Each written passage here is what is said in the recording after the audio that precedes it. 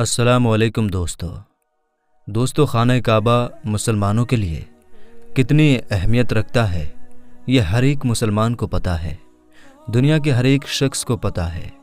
کہ مسلمانوں کے نزدیک خانہ کعبہ کی کیا اہمیت ہے۔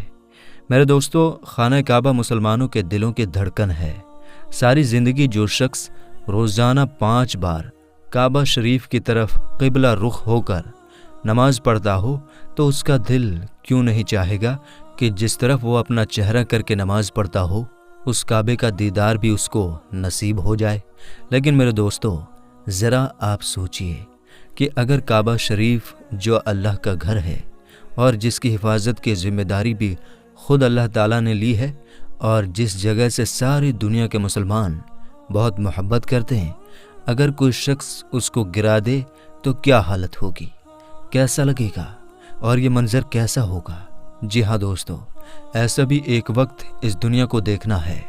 کیونکہ اس کے بارے میں خود ہمارے پیارے نبی حضرت محمد مصطفیٰ صلی اللہ تعالیٰ علیہ وسلم نے فرمایا کہ قیامت کی سب سے بڑی نشانیوں میں سے ایک نشانی یہ ہے کہ ایک آدمی مکہ میں داخل ہوگا جو کہ خانہ کعبہ کو گرا دے گا اور اس کے ٹکڑے ٹکڑے کر کے سمندر میں پھینک دے گا۔ پھر آپ نے اس آدمی کی نشانی بتائی، تو دوستو ہم اس ویڈیو میں اس شخص کی نشانی بتائیں گے اور پوری حدیث آپ کو ڈیٹیل میں بتائیں گے، اور آپ کو ابرہہ کا واقعہ بھی بتائیں گے جو نبی کریم صلی اللہ تعالیٰ علیہ وسلم کے پیدائش سے 25 دن پہلے جب اس نے کعبہ شریف پر حملہ کیا تھا تو وہ واقعہ بھی کیا تھا اور کیسے وہ تباہ و برباد ہو گیا تھا، یہ بھی ہم آپ کو اس ویڈیو میں بتائیں گے۔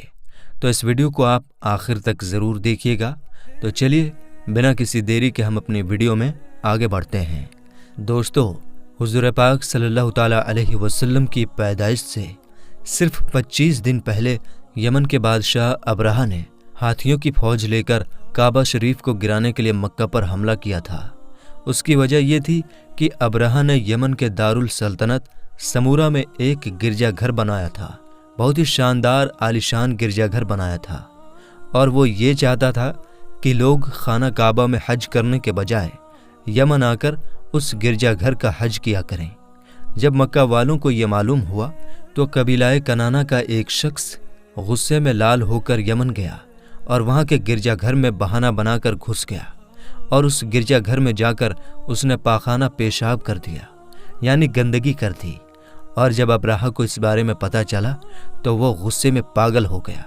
اور خانہ کعبہ کو گرانے کے لیے ہاتھیوں کی فوج لے کر مکہ پر حملہ کر دیا، اور اس کی فوج کے اگلی گروپ نے مکہ والوں کے سارے اونٹوں اور دوسرے مویشیوں جانوروں کو چھین لیا۔ اس میں 200 یا 400 اونٹ حضور صلی اللہ تعالیٰ علیہ وسلم کے دادا حضرت عبد المطلب کے بھی تھے۔ حضرت عبد المطلب کو اس واقعے سے بہت دکھ ہوا، چنانچہ ابرہہ سے آپ اس بارے میں بات کرنے کے لیے اس کے لشکر میں تشریف لے گئے۔ جب ابرہہ کو معلوم ہوا کہ قریش کا سردار اس سے ملاقات کے لیے آیا ہے تو اس نے آپ کو اپنے خیمے کے اندر بلا لیا، اور جب ابرہہ نے حضرت عبد المطلب کو دیکھا کہ وہ ایک لمبا چوڑا اور بہت ہی خوبصورت آدمی ہے جن کے ماتھے پر نور چمک رہا ہے، تو آپ کو دیکھتے ہی ابرہہ اپنی بادشاہت کی کرسی سے اتر کر آپ کی ادب کے لیے کھڑا ہو گیا اور اپنے سامنے بٹھا کر پوچھا کہ کہیے سردار قریش، یہاں آپ کے تشریف لانے کا کیا مقصد ہے؟ حضرت عبد المطلب نے جواب دیا کہ ہمارے اونٹ اور ہمارے مویشیوں کو جو آپ نے قید کر لیا ہے اسی کے بارے میں آپ سے بات کرنے کے لیے آیا ہوں، تو آپ ان سب مویشیوں کو ہمارے حوالے کر دیجیے۔ یہ سن کر ابرہہ نے کہا کہ اے سردار قریش، میں تو یہ سمجھتا تھا کہ آپ بہت ہی ہمت والے آدمی ہیں، مگر آپ نے مجھ سے اپنی اونٹوں کا سوال کر کے میری نظروں میں اپنی عزت کم کر لیا ہے۔ اونٹ اور بکریوں کی حقیقت ہی کیا ہے؟ میں تو آپ کے کعبہ کو توڑ پھوڑ کر برباد کرنے کے لیے آیا ہوں۔ معاذ اللہ، آپ نے اس کے بارے میں کوئی بات نہ کی۔ حضرت عبد المطلب نے کہا کہ مجھے تو اپنے اونٹوں سے مطلب ہے، کعبہ میرا گھر نہیں بلکہ وہ خدا کا گھر ہے، وہ خود اپنے گھر کو بچا لے گا، مجھے کعبہ کی ذرا بھی فکر کرنے کی ضرورت نہیں ہے۔ تو یہ سن کر ابرہہ اپنے گھمنڈ بھرے انداز میں کہنے لگا کہ اے مکہ کے سردار، سن لیجئے، میں کعبہ کو گرا کر اس کی اینٹ سے اینٹ بجا دوں گا اور پوری دنیا سے اس کا نام و نشان مٹا دوں گا، کیونکہ مکہ والوں نے میرے گرجا گھر کی بڑی بے ادبی کی ہے، اس لیے میں اس کا بدلہ لینے کے لیے کعبہ کو تباہ کر دینا ضروری سمجھتا ہوں۔ حضرت عبد المطلب نے فرمایا، پھر آپ جانیں اور خدا جانے، میں آپ سے سفارش کرنے والا کون ہوں؟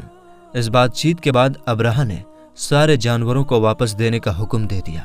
اور عبد المطلب سارے اونٹوں اور بکریوں کو ساتھ لے کر اپنے گھر چلے آئے،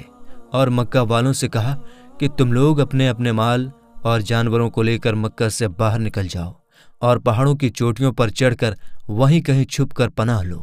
پھر خود اپنے خاندان کے کچھ آدمیوں کو لے کر حضرت عبد المطلب خانہ کعبہ میں گئے، اور دروازے کو پکڑ کر بہت ہی بے قراری سے رو رو کر دربار باری تعالیٰ میں اس طرح دعا مانگنے لگے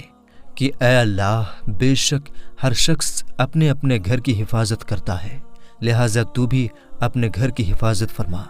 اور عیسائیوں کے ظلم سے ہماری مدد فرما۔ حضرت عبد المطلب نے یہ دعا مانگی اور اپنے خاندان والوں کو ساتھ لے کر پہاڑ کی چوٹی پر چڑھ گئے اور خدا کی قدرت کا جلوہ دیکھنے لگے۔ ابرہہ جب صبح کو کعبہ گرانے کے لیے اپنی طاقتور فوج اور ہاتھیوں کو ساتھ لے کر آیا، اور جیسے ہی ابرہہ اپنے ہاتھیوں کے ساتھ آگے بڑھا اور جب کعبہ کے نزدیک پہنچا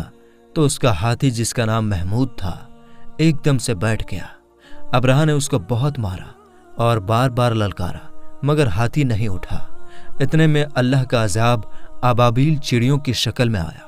اور چھوٹی چھوٹی چڑیوں کا جھنڈ جن کی چونچ اور پنجوں میں 3 کنکریاں تھیں، سمندر کی طرف سے کعبہ کے نزدیک آنے لگے۔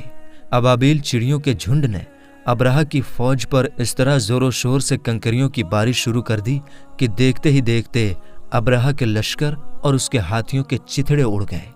کیونکہ وہ کنکری دیکھنے میں تو ایک کنکری تھی، لیکن اصل میں وہ اللہ کا عذاب تھا کہ جب کوئی کنکری کسی ہاتھی یا انسان کے سر پر پڑتی تھی تو وہ اس آدمی کے بدن کو چھیدتی ہوئی ہاتھی کے بدن کے پار ہو جاتی تھی۔ ابرہہ کی فوج کا ایک آدمی بھی زندہ نہیں بچا، اور سب کے سب ابرہہ اور اس کے ہاتھیوں سمیت اس طرح تباہ و برباد ہو گئے کہ ان کے جسموں کی بوٹیاں ٹکڑے ٹکڑے ہو کر زمین پر بکھر گئی۔ چنانچہ قرآن مجید کی سورہ فیل میں اللہ تعالیٰ نے اس واقعے کا ذکر کرتے ہوئے فرمایا، یعنی اے محبوب، کیا آپ نے نہیں دیکھا کہ آپ کے رب نے ان ہاتھی والوں کا کیا حال کیا؟ کیا ان کا داؤ تباہی میں نہ ڈالا اور ان پر پرندوں کی ٹکڑیاں بھیجی کہ انہیں کنکروں کے پتھر سے مارتے تو انہیں کر ڈالا جیسے کھائی کھیتی کی پتی۔ جب ابرہہ اور اس کی فوج کا یہ انجام ہوا تو عبد المطلب پہاڑ سے نیچے اترے اور خدا کا شکر ادا کیا، اور سارے عرب کے لوگ ان کو ایک اللہ والے بزرگ کی حیثیت سے عزت کی نگاہ سے دیکھنے لگے۔ تو دوستو، اب آپ کو اس واقعے کے بارے میں بتاتے ہیں جو قیامت کے نزدیک پیش آئے گا۔ کیا آپ جانتے ہیں کہ وہ برا آدمی کون ہوگا جو خانہ کعبہ کو گرائے گا؟ اس کی قوم کیا ہوگی، یعنی وہ کس قوم سے ہوگا؟ دوستو، آپ علماء کرام سے سنے ہوں گے کہ قیامت کے قریب خانہ کعبہ کو گرائے جانے کا دل دہلا دینے والا واقعہ پیش ہوگا، نعوذ باللہ۔ ویسے دوستو، اس بارے میں جن دوستوں کو معلوم نہیں ہے ان کو ہم حدیث کی روشنی میں بتانا چاہتے ہیں کہ خانہ کعبہ اللہ تعالیٰ کی بڑی نشانیوں میں سے ایک نشانی ہے، اور جب تک یہ موجود ہے دنیا باقی ہے۔ جب اس کو گرا دیا جائے گا تو دنیا تباہ و برباد ہو جائے گی اور قیامت آ جائے گی۔ دوستو، قیامت کے نزدیک ایک بدبخت حبشی، یعنی ایک کالے رنگ کا برا آدمی خانہ کعبہ کو گرا دے گا، جس کے ترنت بعد قیامت آ جائے گی۔ اس کالے رنگ والے برے آدمی کے بارے میں حضور صلی اللہ تعالیٰ علیہ وسلم نے یہ بتاتے ہوئے ارشاد فرمایا کہ چھوٹی پنڈلیوں والا ایک کالے رنگ کا برا آدمی خانہ کعبہ کو گرا دے گا، جبکہ بخاری شریف میں یہ بھی ہے، حضور فرماتے ہیں کہ گویا میں اس کو دیکھ رہا ہوں کہ وہ کالا اور چوڑی ٹانگوں والا کعبہ کے پتھر اکھاڑ اکھاڑ کر پھینک رہا ہے۔ عمدۃ القاری شرح بخاری میں ہے کہ آخری زمانے میں حضرت عیسیٰ علیہ السلام کی وفات کے بعد جب سینوں سے قرآن اٹھا لیا جائے گا تو اس کے بعد وہ کالے رنگ کا برا آدمی خانہ کعبہ کو گرائے گا۔ اس کالے رنگ کے برے آدمی کے بارے میں ایک روایت ہے کہ ایتھوپیا میں جو افریقن ایریا ہے اس کو حبشہ کہا جاتا ہے، اور اس حبشہ کے ایریے سے ایک حبشی یعنی ایک کالے رنگ کا برا آدمی کعبہ معظمہ کو گرانے کے ارادے سے اور اس کے نیچے سے خزانہ نکالنے کی نیت سے پوری رات چلے گا، یہاں تک کہ وہ کعبے تک پہنچ جائے گا۔ یہ بات مشہور ہے کہ کعبے کے نیچے بہت سارے بادشاہوں کا خزانہ دبا ہوا ہے۔ وہ شخص اسی لالچ میں اسی خزانے کو حاصل کرنے کے لیے خانہ کعبہ کو گرا دے گا۔ وہ حبشی مردود جو قیامت کے قریب خانہ کعبہ کو گرائے گا، دوسری روایت میں ہے کہ وہ اس شکل کا ہوگا، اس کی آنکھیں نیلی، ناک پھیلی ہوئی ہوگی اور پیٹ بڑا ہوگا، اس کے ساتھ اور بھی لوگ ہوں گے۔ وہ کعبہ کا ایک ایک پتھر اکھاڑ ڈالیں گے اور سمندر میں لے جا کر پھینک دیں گے۔ یہ قیامت کے بالکل نزدیک ہوگا۔ تو میرے دوستو، عمدۃ القاری شرح بخاری کتاب الحج میں ہے کہ اللہ تعالیٰ نے حضور صلی اللہ تعالیٰ علیہ وسلم کی نگاہ کو کس قدر مضبوط بنایا ہے کہ اگلے پچھلے ہونے والے واقعات کو دیکھ لیتی ہے۔ بے شک ان پر اللہ تعالیٰ کی یہ خاص رحمت ہے، اور یہ بھی معلوم ہوا کہ اللہ تعالیٰ نے ہمارے نبی حضور پاک صلی اللہ تعالیٰ علیہ وسلم کو بہت زیادہ علم دیا ہے، جس کے بارے میں ہماری یہ چھوٹی سی عقل نہیں جان سکتی۔ جو حضور صلی اللہ تعالیٰ علیہ وسلم نے کہہ دیا وہ ہو کر ہی رہے گا۔